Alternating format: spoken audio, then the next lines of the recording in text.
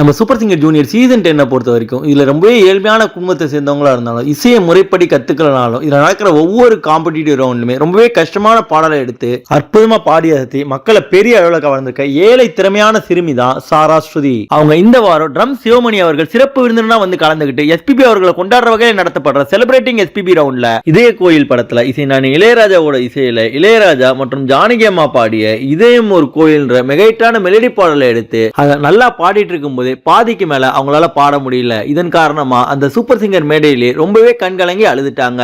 அதன் பிறகு அந்த பாடலையே ஸ்ருதி கம்மி பண்ணி பாட சொன்ன பிறகு அந்த பாடலை அப்படியே ஜானகி அம்மா குரல்ல பாடின மாதிரியே சூப்பரா வேற லெவல்ல பாடி அசத்தி இருந்தாங்க.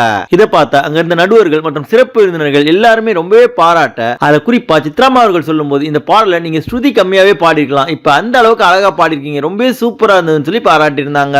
அதை தொடர்ந்து சிறப்பு விருந்தினர் ட்ரம் சிவமணி அவர்கள் மேடைக்கே வந்து நம்ம சாரா ஸ்ருதியை ரொம்பவே பாராட்டி உங்களை பத்தி நான் ஏ ரஹ்மான் கிட்ட கண்டிப்பா சொல்லணும்னு சொல்லி அவங்களோட ஒரு செல்ஃபியை எடுத்துக்கிட்டாரு. அது மட்டும் இல்லாம நம்ம சூப்பர் சிங்கர் ஜூனியர் சீசன் 10ல ரொம்பவே அற்புதமா பாடி இத்தனை திறமை வாய்ந்த குழந்தைகள்ல உங்களுக்கு ரொம்பவும் பிடிச்சவங்க யாருன்றத மறக்காம கமெண்ட் செக்ஷன்ல தெரிவிங்க.